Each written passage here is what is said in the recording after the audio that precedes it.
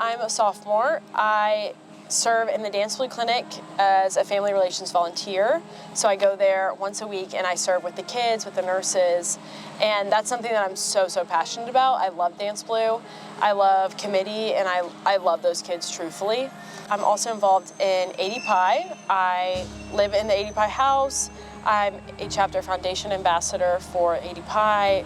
I just feel like I've made such a great community there. Leading up to the diagnosis, I had a variety of symptoms, I would say. My biggest one would be migraines. I had horrible migraines where I would pass out, my vision would go black, I wouldn't be able to hear anything, and I would go to doctors. They told me it was just puberty and that I would grow out of it, and they would just give me medication. I also had double vision in 6th grade. I had glasses, it fixed it. They didn't really look into it and just thought it was something that just had happened, and we just didn't know what it was. We thought it was me growing up, or, you know, we didn't have a pinpoint because that's such a rare thing to happen. We didn't think about like what that could actually mean. It was actually because my optic nerve was extremely swollen from my tumor, blocking like the flow of cerebrospinal fluid, which had caused me to have double vision and have those migraines.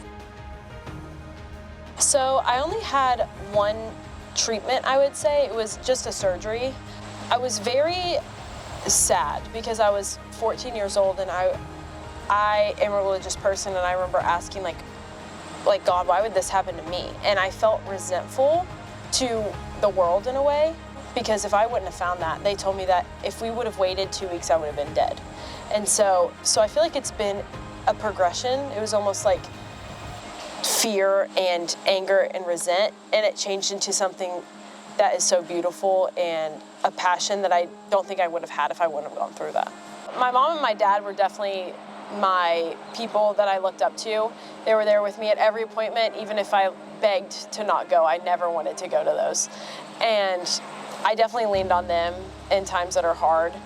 Even now, it's tough to be, like at Dance Blue, it was tough to be there just to see those kids, because I obviously love them, but I felt that pain in a way. Like I sympathize and empathize with them, but it did bring back some, you know, like sad things to think about. And I would definitely say like Leah, Danica, and Katie in 80 Pi are like, they really just took care of me and made sure that I felt like I was safe and loved there, even in like the times where I didn't have any sleep and I was crying my eyes out, but they were really just always there for me. And I always had a great community throughout high school. My dance team, my friends, my family, they were always there rooting me on no matter what. So I definitely think I've had such a great like army of people almost that have always been there to support me.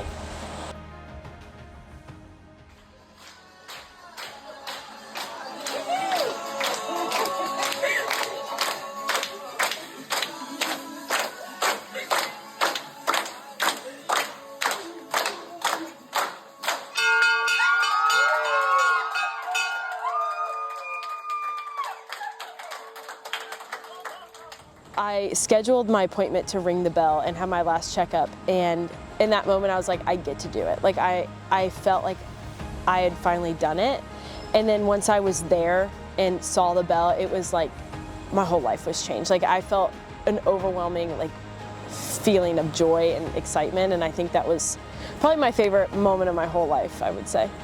Going to those appointments, I had family and friends always surrounding me with love and with such joy and passion. And then during the ceremony, my mom, dad, sister, her husband, and then my family from Massachusetts, they came and surprised me, which was so much fun and such a great surprise. And then I had like a little fun party afterwards at my house for like everybody to come and just like celebrate.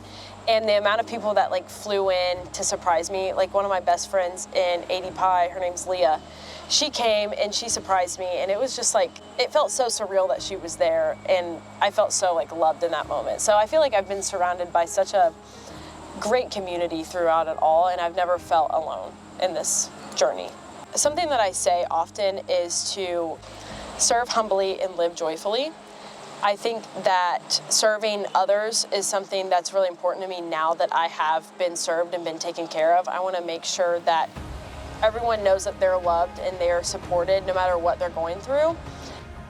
I start the nursing program in the spring, which I'm really excited about. And I love to dance, I love to paint, I love to just like serve with others, honestly. That's like my biggest thing, is being with each other. I think that being in good company is my favorite thing, truthfully. But I feel like that's what I'm up to right now.